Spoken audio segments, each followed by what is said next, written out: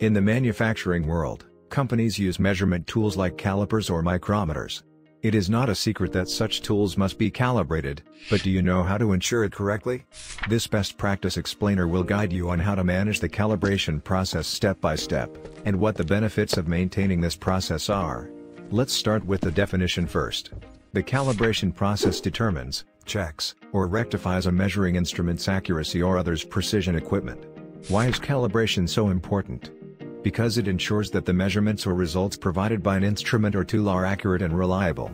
Without calibration, there may be errors in the readings, which could lead to incorrect conclusions or faulty products. In some cases, inaccurate measurements can even be dangerous. How does it start? Typically, from a need. The instrument must be calibrated if, is new, is after repair, the life cycle period has elapsed, has been damaged, or measurement outcomes are questionable. What is the process? Step 1. Determine calibration requirements. Normally is defined by the instrument manufacturer but can be specified by industry specification or by organization individually.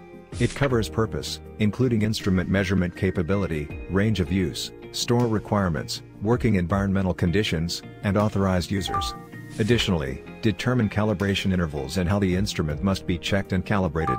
Afterward, determine references, describing which standard and tolerances the calibrated instrument should fulfill. Finally, the method. It is a guide in procedure form on how to perform a successful calibration step by step. Step 2. Maintain it. It is a physical and regular daily-based instrument and calibration system checks.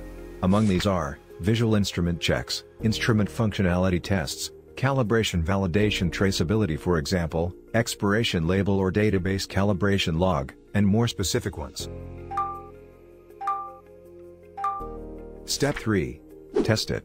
Ensure compliance with accredited laboratory requirements. Make necessary adjustments to the instrument if discrepancies arise.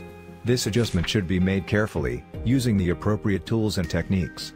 After making any necessary adjustments, it must be verified if the instrument now provides accurate readings.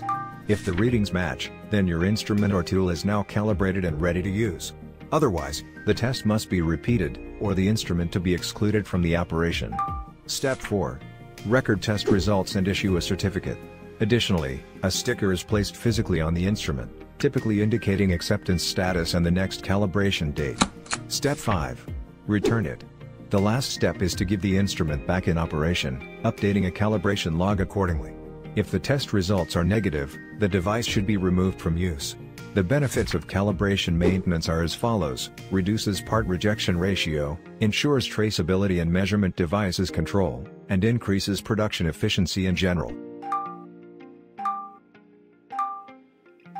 Thank you for watching. If you found this video valuable, don't forget to like, subscribe and share it. Get more at www.suppliersplatform.com.